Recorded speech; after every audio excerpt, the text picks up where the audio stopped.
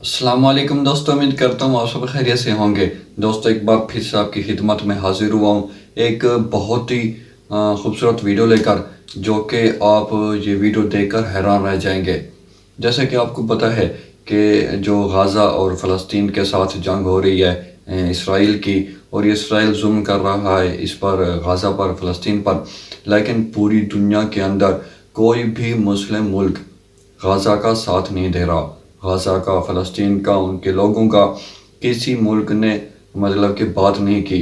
अगर किसी मुल्क ने बात की भी है तो वो ज़्यादा देर तक नहीं रहा, ना ही ज़्यादा देर तक उसने साथ दिया।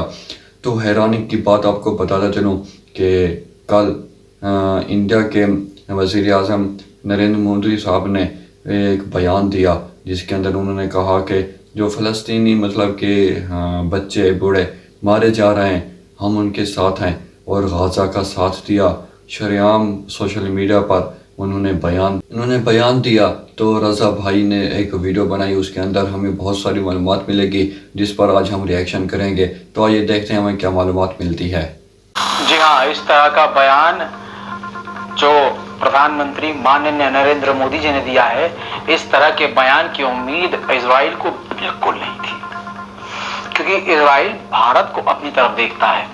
लेकिन पिछले यूएन में भी भारत ने इजराइल के खिलाफ ही वोट किया कि जंग रुकनी चाहिए। अमेरिका का इजराइल का साथ नहीं दिया। उसके बाद अब हमारे माननीय प्रधानमंत्री मोदी जी ने साफ तौर से कहा है कि जो अस्पतालों में मारे गए हैं, जो सिविलियंस मारे जा रहे हैं गाजा के अंदर, और जो इजराइल और फिलिस्तीन की झड़प में आम लोग जो मारे जा रहे हैं, ये निंदनीय है, ये दिल दुखाने वाली बात है, ये बर्दाश्त नहीं की जा सकती। दोस्तों, इसके अलावा प्रधानमंत्री मोदी ने खुद इस बात को रिपीट किया कि राष्ट्रपति महमूद अब्बास से मैंने खुद बात करी थी, और बात करने के बाद ही हमने इजिप्ट भारत की तरफ से अपनी तरफ से मदद भेजी, और हमने आश्वासन दिया कि आगे और हम मदद भेजते रहेंगे। दोस्तों, ये ऐसा बयान है जिस हल्के फुल्के, क्योंकि जिस तरह की भारत की इमेज है, आप समझ रहे हैं, एंटी मुस्लिम, ऐसे में इजराइल कहीं एक्सपेक्ट नहीं कर सकता कि मोदी सरकार 1% भी फिलिस्तीन के लिए या गाजा के लिए बोलेगी भी। बल्कि इजराइल तो ये तवक्को रखता है भारत से कि भारत मदद भी ना भेजे, और भारत अस्पताल क्या, वहां हम पूरा जेनोसाइड करें, लेकिन मोदी सरकार के द्वारा, भारतीय गवर्नमेंट के द्वारा कोई बयान ना आए, बिल्कुल आंख बंद कर लिया है। लेकिन हमारे भारत ने, हमारी सरकार ने पूरी तरह से मजलूमों के लिए आवाज उठाई है। अब भारत के अंदर प्रदर्शन नहीं होने दे रहे हैं या कोई और मसला है, वो बात की बात है, लेकिन अंतर्राष्ट्रीय लेवल पर जो इमेज बनी है वो ये बनी है कि मोदी सरकार ने, खुद मोदी ने आलोचना करी है जो इस जंग में आम लोग मारे जा रहे हैं। इधर ये अगली तस्वीर देखिए, बुराक 3 और बद्र 3।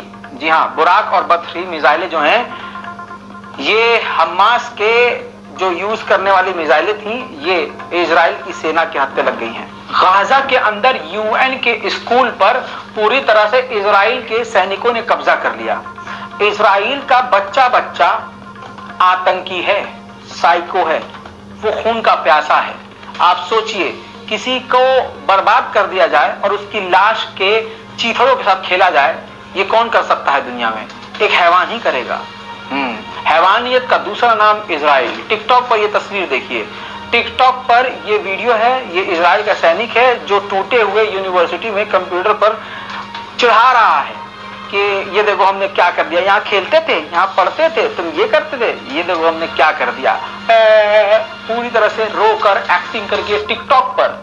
सोचिए, गाजा के लोगों और फिलिस्तीन के लोगों के दिमाग को भी चोट पहुंचा रहा है इजराइल। इजराइल वो सब कुछ कर रहा है जिससे फिलिस्तीन के लोग और मुसलमानों का दिल दुखे। जैसे ये गाजा के अंदर बुलडोजर से इजराइल की सेना ने अपने झंडे का स्टार जमीन पर बनाया है। काम तो सही किया, जमीन पर ही गोदने लायक इजराइल का सितारा है। गाजा के अंदर इजराइल की यह भी एक बड़ी जीत है। आटा यानी ब्रेड खरीदने के लिए, आटा खरीदने के लिए मारामारी हो रही है।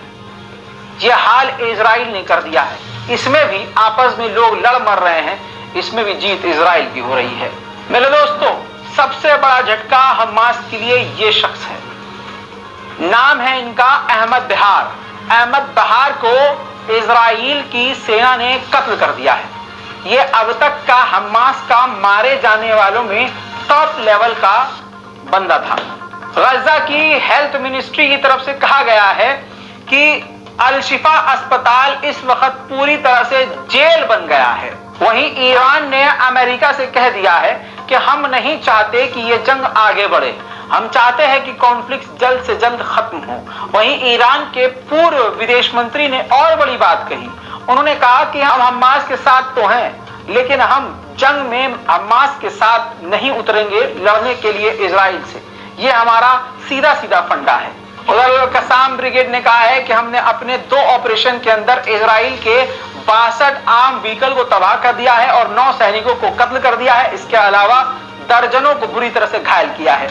इजराइल शुरू से झूठ बोल रहा है और झूठ पकड़े जाने पर बेगैरती से दूसरा झूठ बोल देता है। लेकिन इजराइल की मीडिया ने एक्सेप्ट किया है कि जो हम शोर मचा रहे थे कि हमारे इतने 100 मारे गए हैं, उनमें से 200 लोग बढ़ा चढ़ा कर दिखाया गया था, क्योंकि वो 200 लोग हमास के थे जो मारे गए थे। सुनिए दोस्तों, सबूत खुद एक्सेप्ट कर रहे हैं कि हमसे गलती हो गई। We had the number at 1,400 casualties, and now we've revised that down to 1,200 because we understood that we had overestimated. We made a mistake. There were actually bodies that were so badly burnt, we thought they were ours. In the end, apparently, they were Hamas terrorists. We make a mistake. We admit it.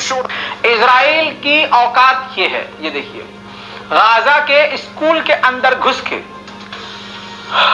पूरे classroom को क्षतिग्रस्त कर रहे हैं, तोड़ रहे हैं, फोड़ रहे हैं। अब इनसे ये कोई पूछे, इनका गिरबान पकड़ के, कि तुम्हारी अम्मा यहाँ है कि तुम्हारा बाप यहाँ है, कहाँ है हमास? दोस्तों, पहले दिन से कह रहा हूं, हमास बहाना है, गाजा निशाना है, गाजा की सरजमीन निशाना है। अब समझिए गाजा के लोगों की बात। गाजा के लोग कह रहे हैं अगर हम बम से नहीं मरे, बमबारी से नहीं मरे, या तो फिर उसके बाद हम भूख से मर जाएंगे, या तो हम ठंड से मर जाएंगे। उधर अमेरिका ने इन्वेस्टिगेशन शुरू कर दी है, जो उनके स्कूलों में, अमेरिका के स्कूलों में मुसलमानों और यहूदियों के खिलाफ नफरत फैल रही है। इसमें इन्वेस्टिगेशन करने की क्या जरूरत है? इजराइल और अमेरिका की दोस्ती और अमेरिका का रवैया ही वजह है यहूदियों और मुसलमानों के खिलाफ नफरत बढ़ने की, यही वजह है। उधर इजराइल ने पूरे मिडिल ईस्ट से अपनी तमाम रिजर्व वाली सेनाओं को बुला लिया, दूसरे देशों से अपनी सेनाओं को बुला लिया। रिजर्व में जो सैनिक हैं, जो स्टैंड बाय मोड में थे, उनको भी बुला लिया। इतना वहां क्या कहते हैं, दिल्ली में फट गई। हाँ, तो ऐसी इनकी चिरमिरा गई कि थोड़े से मुट्ठी पर हमास को खत्म करने के लिए इन्होंने अपनी पूरी ताकत बुला ली। अब इजराइल को यह भारी पड़ गया, क्योंकि अब सैलरी ज्यादा देनी पड़ रही है। जो स्टैंड बाय में थे उनको भी तनख्वाह देनी पड़ रही है, बल्कि ज्यादा तनख्वाह देनी पड़ रही है। तो इजराइल के इकोनॉमी पे ज्यादा असर पड़ रहा है। इसलिए वो सोच रहा है कि स्टैंड बाय मोड में काफी सारे सैनिकों को वापस भेज दे। अल-कसाम ब्रिगेड ने काफी पते की बात कही। ब्रिगेड ने कहा कि हम हॉस्टेज को, यहूदी कैदियों को बचाने की कोशिश कर रहे हैं, लेकिन इजराइल इतने घातक हमले कर रहा है कि उसकी चपेट में यहूदी कैदी खुद आकर मर रहे हैं। दोस्तों, कतायब सैयद शुहदा एक संगठन है, ब्रिगेड है, जो कि इराक की है, शिया मिलिट्री है, और इसने अमेरिका इजराइल की नाक में दम कर दिया था। सीरिया और इराक में इस संगठन ने, सैयद शुहदा संगठन ने ऐसा नाक में दम किया कि अमेरिका ने इस संगठन को बैन कर दिया है। फिलहाल की इस रिपोर्ट में इतना ही। चैनल को सब्सक्राइब करना मत भूलिएगा। चैनल को सब्सक्राइब कीजिए, रिपोर्ट को शेयर कीजिए, इंतजार कीजिए हमारी अगली रिपोर्ट का, और इससे पहले जो तमाम रिपोर्ट्स आई हैं जाकर जरूर देखिए। जय हिंद। जी हाँ दोस्तों, ये थी आज की वीडियो जो कि आपने सुनी और देखी, और उम्मीद करता हूँ आपको पसंद आई होगी, क्योंकि बहुत ही अच्छी बात है कि जब गाजा और फ़लस्तीन का कोई भी साथ नहीं दे रहा, कोई भी मुल्क साथ नहीं दे रहा, और ना ही कोई मतलब कि मुस्लिम ममालिक, कोई ही मुस्लिम लोग नहीं साथ दे रहा है, लेकिन इंडिया ने साथ दिया। चलो बात तो की, मोदी साहब ने भी बात की, तो उम्मीद करता हूँ वीडियो पसंद आई होगी। अगर पसंद आई है तो वीडियो को लाइक कर दें और मेरे चैनल को ज़रूर सब्सक्राइब कर दें। मिलते हैं अगली वीडियो में, तब तक अपना बहुत सारा ख्याल रखिएगा। शुक्रिया, अल्लाह हाफिज़।